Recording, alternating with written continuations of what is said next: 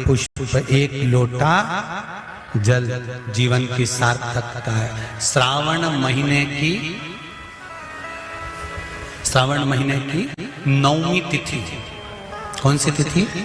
नवमी, चाहे शुक्ल पक्ष की हो चाहे कृष्ण पक्ष की। 7 दुर्वा, कितनी दुर्वा? 7 दुर्वा अशोक सुंदरी वाली जगह पर चढ़ाकर, शंकर भगवान के ऊपर चढ़ाकर, गणेश जी के चरणारविंद को लगाकर उसको लेकर आना है। हाटकेश्वर महादेव का स्मरण कर। कौन से महादेव? हाटकेश्वर महादेव। उसको लेकर आइए। उदर में, पेट में रोग हो, बीमारी हो, बहुत ज्यादा तकलीफ हो रही हो, शरीर के अंतर्गत एसिडिटी रहती हो या पेट के अंतर्गत कोई ना कोई बीमारी बनी ही रहती हो, उसको भादों के महीने में, कौन से महीने में? भादों के महीने में किसी भी दिन सुबह के समय जब आप वो दुर्वा लेकर आए, 5 दिन, 6 दिन, 7 दिन में एक एक कर कर खाली पेट उसको चबा चबा कर खा लो और पानी पी लीजिए। करना पड़ेगा श्रावण महीने में, खाना पड़ेगी भादों में। चतुर्मास में चारों महीनों का बड़ा बड़ा महत्व है। कभी आपको एक स्मरण रहा हो कि जिस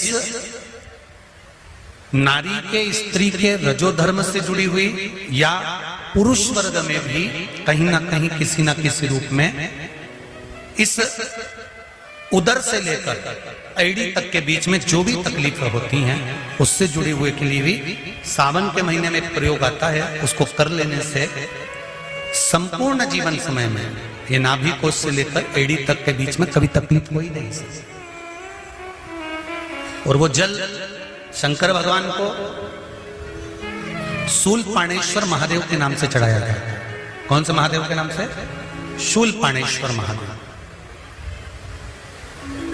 शूलपाणेश्वर, उसका भी स्थान है कि वो जल कहां चढ़ता है। तो पहले तो नवमी तिथि का दुर्वा प्रयोग भगवान शंकर को समर्पित करते हुए, अशोक सुंदरी वाली जगह पर समर्पित करते हुए श्री गणेश जी महाराज को कहकर,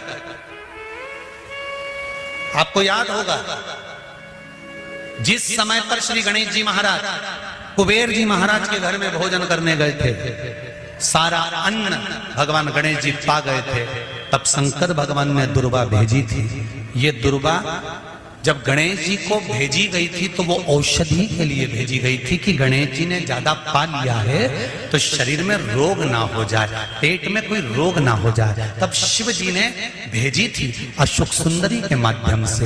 इस दुर्वा का प्रभाव रोग मुक्ति के लिए किया गया। रोग शुक्ल पक्ष की नवमी तिथि, पीला चंदन घिसकर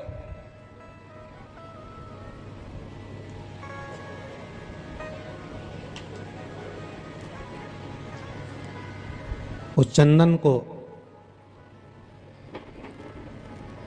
एक सुंदर पीपल का कोमल पत्ता, कोमल पत्ता मतलब एकदम, एक तो पीपल का होता है कड़ला पत्ता, एकदम कड़क हो जाता है, और एकदम होता है कोमल पत्ता।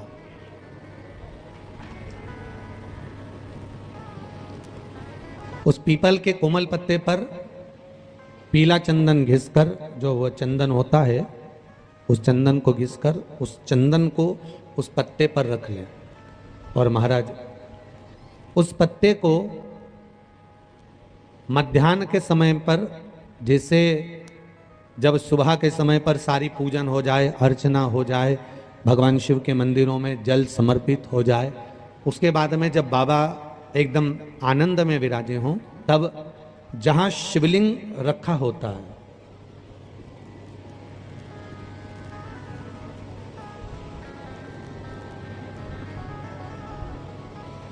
जैसे ये शिवलिंग है और ये कटी भाग जहां शिवलिंग रखा हुआ है, इस कटी भाग पर जहां शिवलिंग रखा है उसके पास में ही 3 उंगलियों से चंदन का लेपन उस कटी भाग पर करना है।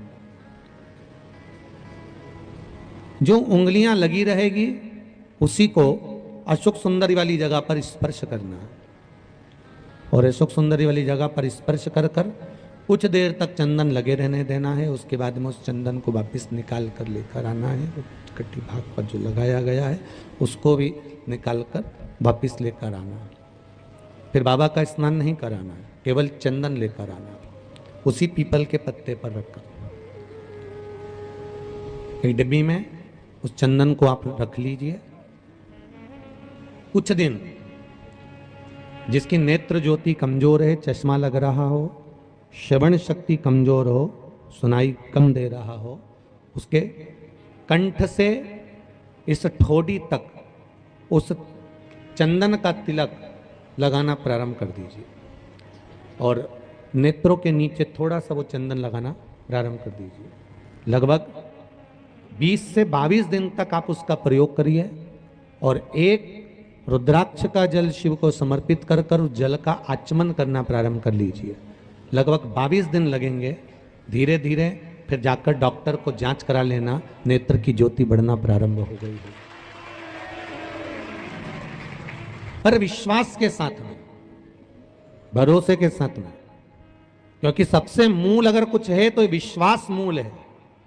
मानो तो मैं गंगा मां हूं और ना मानो तो बहता पानी। अगर आपका विश्वास प्रबल होगा, भरोसा अगर प्रबल होगा, विश्वास अगर प्रबल होगा तो भगवान मिलेगा, और अगर विश्वास नहीं है तो परमात्मा नहीं मिल सकता।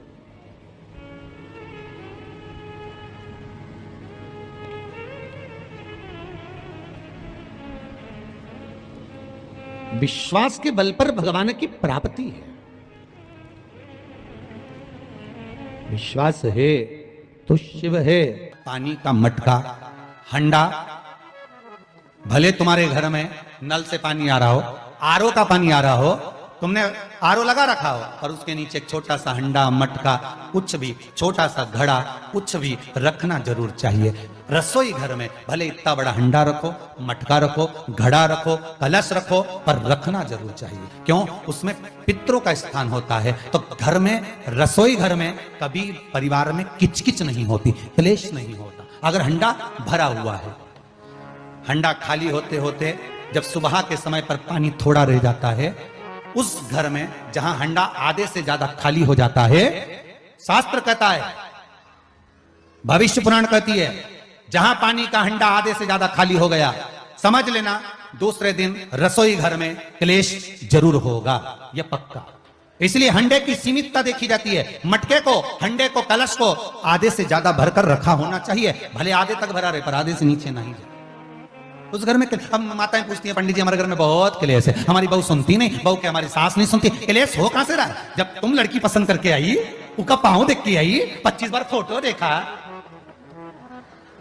अपनी रकम तोड़वा तोड़वा के बहू को सोने की रकम चढ़वा दी, खुद ने अच्छी साड़ी नहीं पहनी, 10-10 हजार का सूट चढ़ा दिया, चुन्नी बेस, डब्बा दिया तैयार होने का, चप्पल दी नाप की, चूड़ी का नाप मंगवाया, इतना प्रेम, और घर पे आके जगदम्बा हो गई। कारण क्या है? इतना क्लेश कहां से आ गया? जब तुमने पसंद करी, तुमने देखी, लड़की वालों ने यहां देखा, लड़के वालों ने वहां देखा, जब एक दूसरे को देख के सब बात हुई है, संबंध हुआ, रात रात भर बात चली, फिर क्या हो गया? यहाँ तो रोज फोन लगाती थी, मम्मी ये वाली साड़ी तैयार कर लो। हाँ बेटा कर ले, ऐसी ऐसी बात सास और बहू में चले। चूड़ी का नाम भेज दीजिए, चोली का नाम भेज देना, और मैंने डब्बा तैयार कर लिया है, मैंने वीडियो कॉल में दिखाया, देख ले, यही है। चप्पल भी लिए, ये भी लिया, चोटी भी ली, गजरा भी लिया, दुनिया का सामान लिया, शादी करी, इन्हें 2-3 लाख रुपए तो गार्डन में खर्च कर दिए, ने लोगों के खूब चटाया, 2-3 लाख रुपए खाने में खर्च कर दिए, गिफ्ट भी दिया मेहमानों को। जब इतना खर्च करा, इतनी जोरदार बातचीत थी, फिर आखिर 1-2 साल में ऐसा क्या हो जाए कि ये जगदम्बा ने ये कात्यायनी हो जाए? कारण क्या? वो कारण तो ढूंढो। अरे बोलो तो सही है कि नहीं है? कारण तो ढूंढो कि कारण क्या है ऐसा, कि क्या कारण हो गया? अब दोष देने की माँ ने सिखा दिया होगा, और वो दोष दे, तुम तो अपनी माँ के ही हो, हमारी तो सुनो ही नहीं। अब वो इधर दोष, वो उधर दोष दे। ये दोष देने से कुछ नहीं हो, अपने कर्मों का दोष देखो। ने जरूर झांक कर देखना कि सवेरे सवेरे कहीं हंडा खाली तो नहीं मिल रहा है, पूरा नीचे तक तो नहीं चले गया, आधे से नीचे तो नहीं हो गया। मतलब घर में दूसरे दिन क्लेश तो होना ही है, भले कटोरी के चक्कर में, पानी के चक्कर में, रसोई घर के चक्कर में, रोटी के चक्कर में, चाहे दिन भर में कभी भी होगा, पर 24 घंटे में क्लेश होगा, वो पक्का है। थोड़ा भरा क्यों भरकर रखा जाता है मटका? क्यों भरकर रखते हैं हंडा? क्यों कहा जाता है कि जिस समय वास्तु पूजन होता है, पितरों के लिए पूजन करी जाती है, तो हंडा भरा जाता है, नया कोरा मटका, नया हंडा वास्तु पूजन में भरा जाता है। क्यों? और जब पंडित जी सिर पे मंगवाते हैं, नारी भर कर लाती है, गृह प्रवेश होता है, भरा हुआ मटका, खाली नहीं, भरा। और जब भरवाते तो इतना भरवाते कि उसका पानी उंडेलना चाहिए। वास्तु पूजन का नियम है, जिस समय मटके को भरकर लेके आते हैं घर के अंदर, कलश भरकर लेके आते हैं, वास्तु प्रवेश करते हैं, गृह प्रवेश करते हैं, तो मटका इतना भरा जाता है, उसका पानी बाहर ढुलना चाहिए। और जब लेकर आए तो झलकता हुआ पानी होना चाहिए। नारियल रखे, आम का पत्ता रखे तो पानी गिरता रहे। पर माताएं तो अपने फैशन में नहीं, डेंटिंग पेंटिंग कराए तो पानी गिरा तो वही नाराज हो जाए। बेचारा पंडित जी की हालत खराब है कि तुमने इतना पानी क्यों भरा, कम नहीं भर सकता था हमारा पूरा।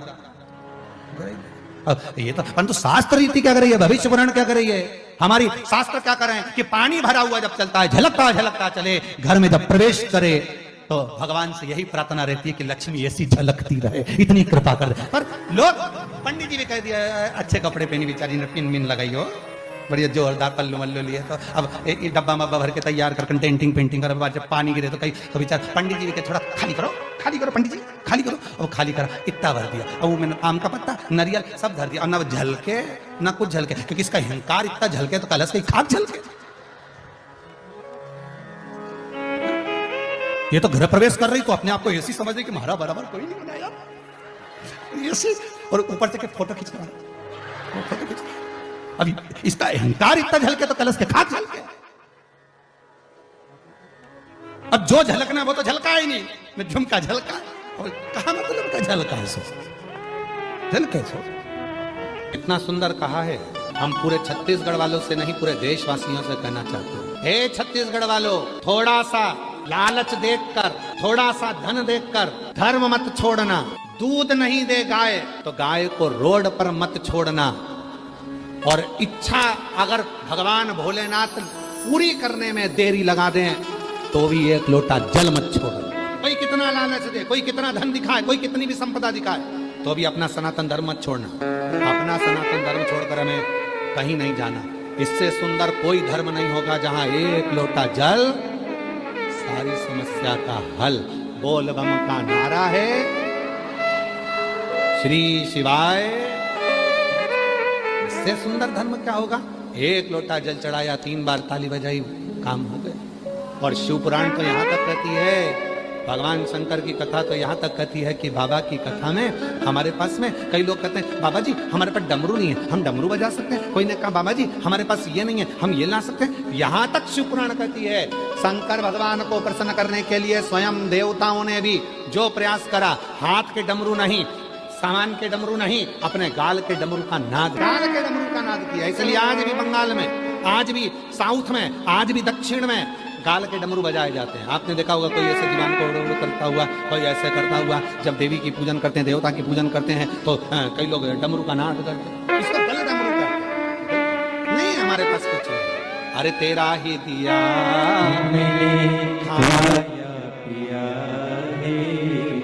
तेरा शुक्रिया, तेरा शुक्रिया भोले बाबा ने बहुत दे दिया है। तेरा शुक्रिया, तेरा शुक्रिया। थोड़ा सा लालच देखकर धर्म मत छोड़ना। गाय दूध देना बंद कर दे तो रोड पर मत छोड़ना। और अगर मेरा भोले बाबा थोड़ी देने में देरी कर दे तो भी एक लोटा जल चढ़ाना मत छोड़ना। तो छोड़ना नहीं, लगन, पीछा पकड़ना, पीछा पकड़। भगवान भी सोचता होगा इतना पानी गिरा रहा हूं, इसके बाद में भी छाता छोड़कर जा नहीं रहा है, टस से मस नहीं हो रहा, वहीं खड़ा छाता ले लेता। आप लोग तो अंदर बैठे हो, आप अंदर बैठे हो, ये 5 पंडाल में शिव भक्त बैठे हुए हैं। इसके बीच में जो जगह है, जरा देखो, ये पहले और दूसरे नंबर के पंडाल के अंदर बीच में जगह है, उस जगह में भी लोग छाता पकड़ के, दोनों ओलतन का पानी आ रहा है, इधर का भी पानी आ रहा है, उधर का भी पानी आ रहा है, और उसके बीच में खड़े। उधर देखिए, उधर से पानी आ रहा है, उधर से पानी आ रहा है, तो भी बीच में खड़े। उधर देखो, चौथे पंडाल के वहां पर भी ऐसे खड़े हुए हैं। कितनी भक्ति होगी आप। और केवल ऊपर का पानी नहीं, नीचे कीचड़ का पानी भी होगा, पानी पाँव में भी लग रहा होगा, पानी कपड़ों में भी लग रहा होगा, कीचड़ भी लग रहा होगा, पर आपकी भक्ति अभी है। और ये आप सीहोर वाले बाबा को सुनने के लिए नहीं आए, और सीहोर वाले बाबा की सामर्थ्यता भी नहीं है कि हम आपको कुछ सुना सकें। ये तो स्वयं श्रावण के महीने में जितने श्रवण करने के लिए आए हैं, ये सावन के महीने में जो श्रवण करने आए हो, सुनाने वाला भी मेरा महादेव है और सुनने वाला भी मेरा महादेव है और कराने वाला भी मेरा महादेव है, कोई दूसरा नहीं है।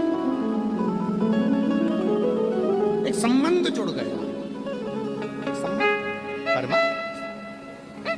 एक रिश्ता।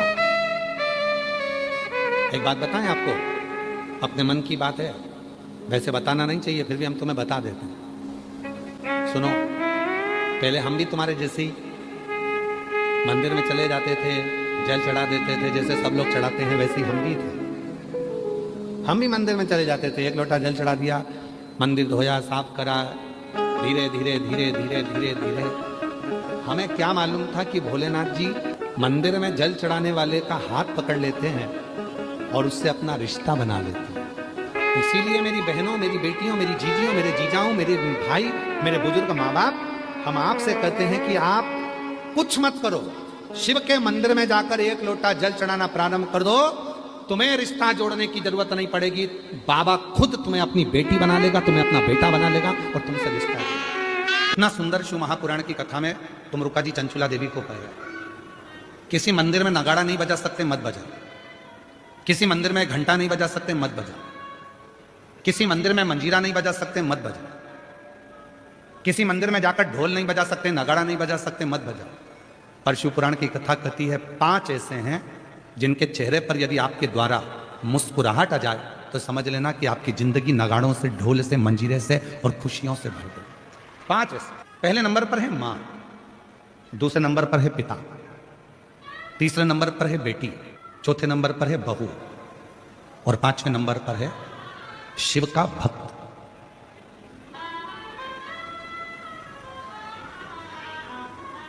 ये 5 है। आप मंदिर में नगाड़ा नहीं बजा सकते, मंदिर में जाकर आप ढोल नहीं बजा सकते, मंदिर में जाके घंटी नहीं बजा सकते, मंदिर में जाके मंजीरा नहीं बजा सकते। दुनिया की यदि सारी खुशियां आपको आपकी जिंदगी में चाहिए तो इन 5 को प्रसन्न रखने का प्रयास करो। इनके चेहरे पर स्माइल होना चाहिए। तुम्हारे घर के बुजुर्ग माँ, तुम्हारे घर के बुजुर्ग पिता, तुम्हारे घर के अंदर रहने वाली बेटी, तुम्हारे घर में आने वाली बहू और तुम्हारे घर में आने वाला कोई शिव भक्त जिससे तुम मिलो, उसके चेहरे पर प्रसन्नता होना चाहिए। समझ लेना कि तुम्हारी जिंदगी की सारी तरक्की तुम्हारे सामने। घर में माँ की आंख में आंसू है तो तुम मंदिर में कितनी भी जोत लगा लो, मंदिर में कितना भी अभिषेक कर लो, कितनी भी पूजन कर लो, कितनी भी अर्चना कर लो, सुख नहीं मिल सकता। घर के अंदर पिता की आंख में आंसू है तो सुख नहीं मिल सकता। घर की बेटी अगर तुम्हारे लिए रो रही है, घर की बेटी की आंख में अश्रु है तो तुम सुखी नहीं रह सकते। और याद रखना, घर में आने वाली बहू की आंख में यदि आंसू हैं तो तुम खुशी नहीं रह सकते। और कोई शिव भक्त तुम्हारे सामने अपने दुखड़े को कहकर रोए। वैसे तो शिव महापुराण की कथा कहती है कि किसी भी शिव भक्त को कभी किसी के दरवाजे पर जाकर अपना दुखड़ा नहीं कहना चाहिए। क्यों? कभी किसी शिव भक्त को अपना दुखड़ा कभी किसी के सामने जाकर नहीं कहना चाहिए। जो शंकर भगवान को एक लोटा जल चढ़ाते हैं, जो शिव जी की आराधना करते हैं, जो शिव की साधना करते हैं, जो शंकर की भक्ति में डूबे रहते हैं, जिन्होंने शिव महापुराण की कथा पर अटूट भरोसा कर लिया, विश्वास कर लिया, दृढ़ता कर ली, जैसे आप सब लाखों की संख्या में आए हो कथा को श्रवण करने के लिए, आपके अंदर विश्वास है मैं अगर कथा सुनूंगी 7 दिन पंडाल में बैठकर कथा का तत्व ग्रहण करूंगी और वहां की मिट्टी को अपने हृदय से लगाऊंगी, निश्चित है 3 महीने में मेरा बाबा मेरी झोली भरेगा। यदि तुम्हारे भीतर दृढ़ता है, यदि तुम्हारे भीतर भरोसा है, यदि तुम्हारे भीतर शिव के मंत्र का, श्री शिवाय नमस्तुभ्यम का, ओम नमः शिवाय का, नमः शिवाय का, महामृत्युंजय मंत्र का, शंकर के नाम का यदि भरोसा दृढ़ है, तुम्हारे अंदर विश्वास है, तो यह मानकर चलना कि तुम्हारे को शिव की कृपा अपने आप होना प्रारंभ हो जाए।